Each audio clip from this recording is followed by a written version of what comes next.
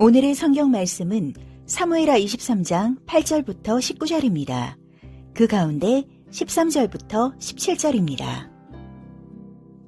또 30두목 중 세 사람이 곡식 뺄 때에 아둘람굴에 내려가 다윗에게 나아갔는데 때에 블레셋 사람의 한 무리가 르바임 골짜기에 진쳤더라.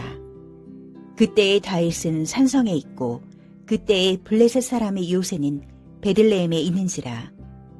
다윗이 소원하며 이르되 베들레헴 성문 곁 우물물을 누가 내게 마시게 할까 하매 새 용사가 블레셋 사람의 진영을 돌파하고 지나가서 베들레헴 성문 곁 우물물을 길어가지고 다윗에게로 왔으나 다윗이 마시기를 기뻐하지 아니하고 그 물을 여호와께 부어드리며 이르되 여호와여 내가 나를 위하여 결단코 이런 일을 하지 아니하리이다.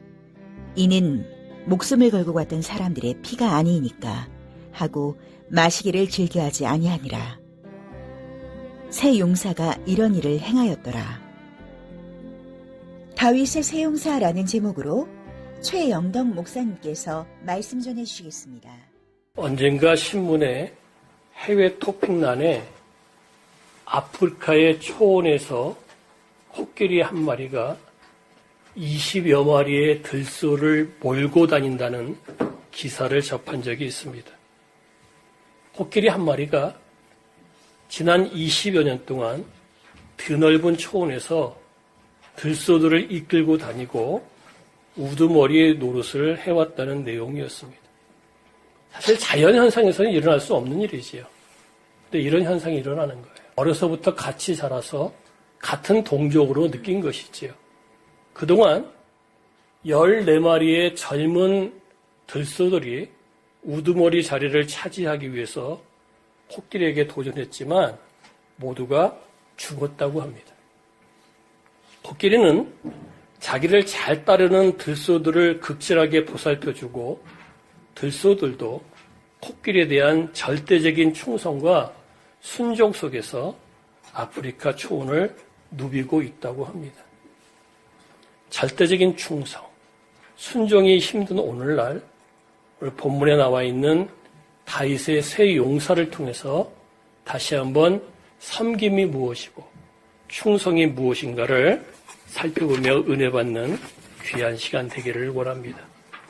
다윗은 30세의 왕이 되었는데 그 왕은 남쪽 지방 헤브론의 일부 지역의 왕이었습니다.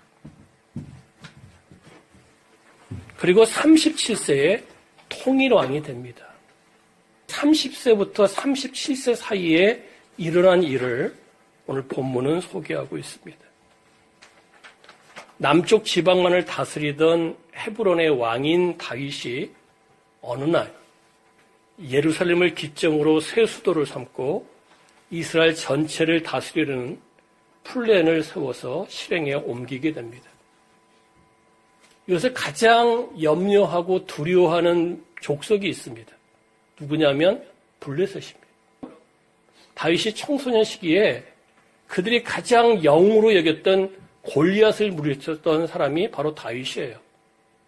만약에 다윗이 통일왕이 되게 되면 블레셋의 입지는 줄어들 수밖에 없는 것이죠. 적극적으로 이 플랜들을 막고 있는 내용이 오늘 본문에 나와 있습니다. 블레셋 군대가 유다 땅 깊숙이 들어와서 르바임 지역 안에 있는 베들레헴을 거점으로 삼고 진을 칩니다. 그리고 다윗 왕의 군대는 아둘람 요새를 거점으로 삼아서 블레셋 군대와 맞서게 됩니다. 골짜기 하나 사이에 있어요. 싸움이 오랫동안 지속이 됩니다. 싸움이 오랫동안 지속이 되게 되면 부족한 것들이 많지요. 그 중에 하나가 뭐냐면 식수입니다. 중동 지역은 더운 지역이기 때문에 또 물이 없는 지역이기 때문에 식수는 굉장히 중요합니다. 다윗도 격한 전투 속에서 심한 갈증을 느낍니다. 그러던 중 베들레헴 성문 곁에 있는 우물이 자신의 눈에 들어옵니다. 다윗왕하고 베들레헴은 어떤 관계가 있어요? 다윗의 고향이에요. 어린 시절 늘 양떼를 몰고 다니다가 양떼들과 함께 목을 축이던 그 성문곁 우물, 그 우물을 바라보니까 더욱 갈증이 납니다. 그 우물물에서 한 모금의 물이라도 먹게 되면 새 힘이 솟을 것 같기에 실현 가능하지 못한 일이지만 무심결에 독백을 합니다. 베들레헴 성문곁 우물물을 누가 나로 마시게 할꼬. 너무 갈증이 나서 또 고향이 그리워서 이런 독백을 합니다. 가장 용맹스러운 장군 3명이 옆에 있었습니다. 8절부터 12절에 소개하고 있습니다. 첫째 장군은 이름이 아디노 또는 요셉 바세벳 이렇게 표현을 하는데 한때 적군 800명을 쳐 죽인 용사입니다. 3사람 중에 우두머리예요. 둘째 장군은 엘르아살, 블레셋 군대를 죽이기를 그 손바닥이 칼자루에 달라붙기까지 쳐서 죽인 용사입니다.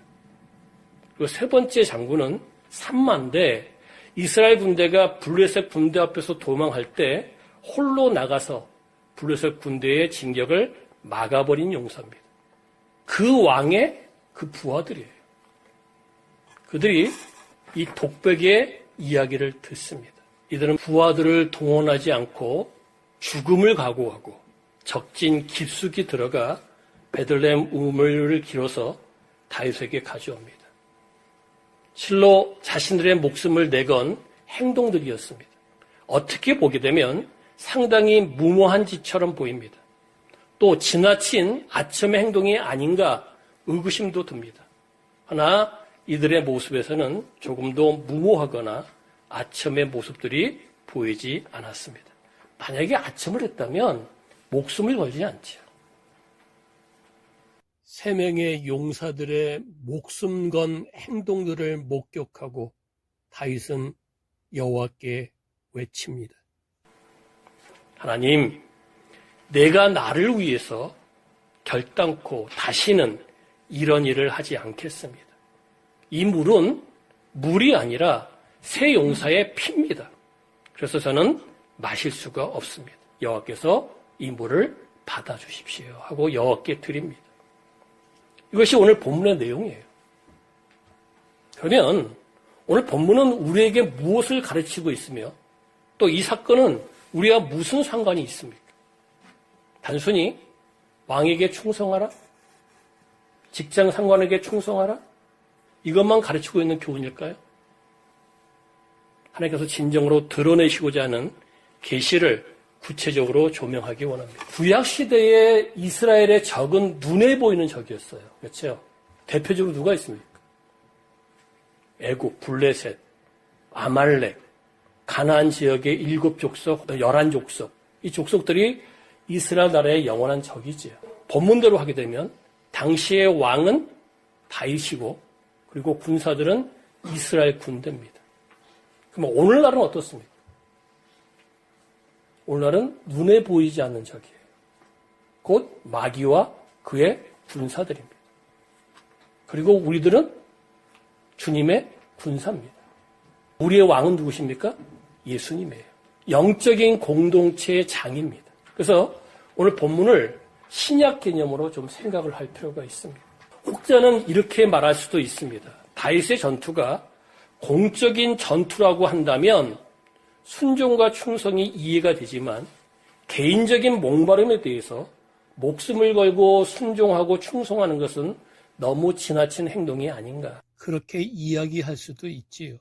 그러나 3명의 장군은 달랐습니다. 이 목마름의 해결이 영적인 전투에 미치는 영향력을 알았어요. 날마다 우리가 주기도문을 외우고 있어요. 하나님께서는, 예수님께서는 우리에게 주기도문을 가르쳐 주시면서 이 주기도문대로 기도를 하라고 이야기하고 있습니다. 그러니까 한마디로 표현하게 되면 주기도문은 뭐예요? 기도의 모델입니다. 패턴입니다. FM입니다. 거기 보면 하나님에 대한 간구가 3가지가 있고 인간 입장에서 간구하는 내용이 3가지가 있어요. 인간 간구의 첫 번째가 뭡니까? 우리에게 일용할 양식을 주십시오 이거예요. 자, 당시의 경제 상황을 한번 살펴봅시다. 이스라엘의 경제 상황은 어떻습니까? 정말로 열악했어요. 어떻게 보면 서민들이 하루에 한 끼 먹기도 힘든 시절이었어요. 나라들을 좀 명명해서 좀 죄송하지만 세상에 못 사는 나라들이 어느 나라에 주로 있어요. 소말리아, 방글라데시, 네팔 이런 나라들이잖아요. 그 서민들은요 하루에 한 끼 먹기도 힘듭니다. 또 아프리카에 있는 사람들. 무슨 얘기냐면 이것은 단순히 우리에게 일용할 양식을 주십시오 이런 의미도 있지만 폭넓게 이야기하자면 이런 얘기죠.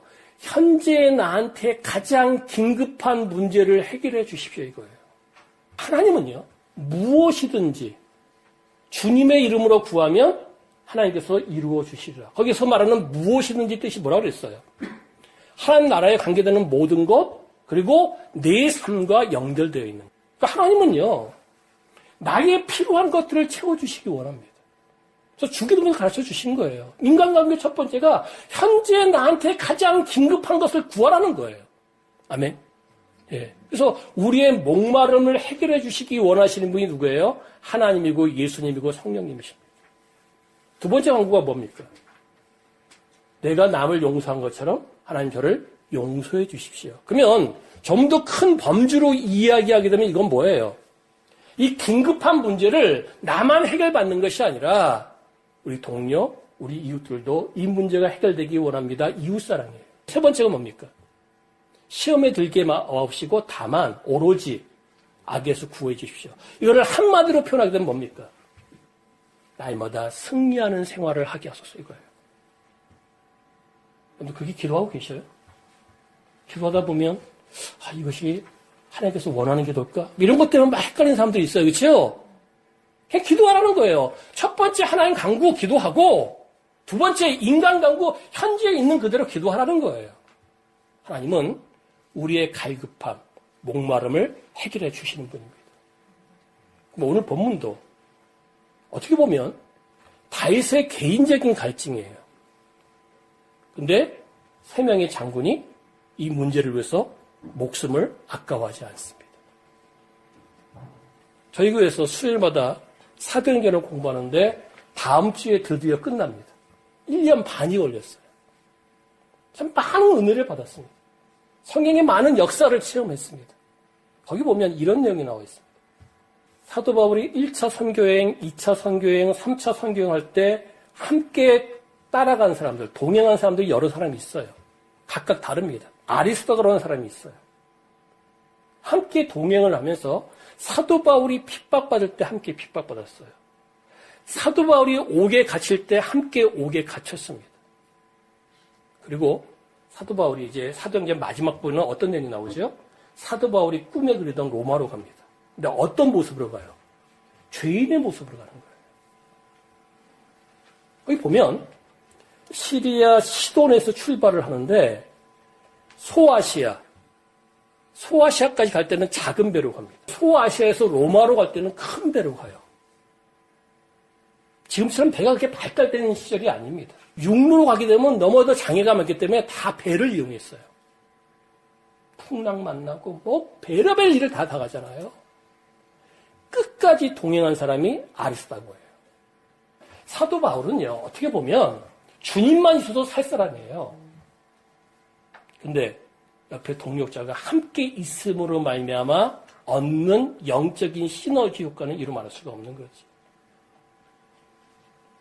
형제들이 목말라 할 때, 자매들이 갈증을 느낄 때 우리가 그 목말라함에 함께 동참하고 해소해 줄 수 있는 것이 있다면 그것은 영적인 공동체에 얼마나 큰 힘이 되는지 몰라요. 개인에게도 큰 힘이 되지만 영적인 공동체에 큰 힘이 될 줄 믿습니다. 오늘 본문은 바로 그것을 이야기하고 있어요. 결국 베들레헴을 함락하고 이스라엘 전체의 왕이 됩니다.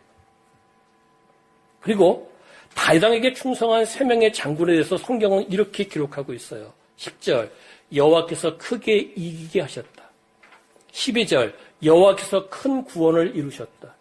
19절 요압 장군 아우인 아비새보다도 그 사람이 명장인데 3명의 장군이 더 유명해졌다. 하나님께 인정을 받았다는 거예요. 이겁니다. 공동체 안에 있는 한 영혼이 혹은 리더가 목말라 할 때, 그 개인적인 목마름에 대해서 우리가 함께 동참을 하게 되면 그것이 개인적인 어떤 목마름만 해결하는 것이 아니라 영적인 전체에 힘을 준다는 거예요. 굉장히 의미가 있습니다.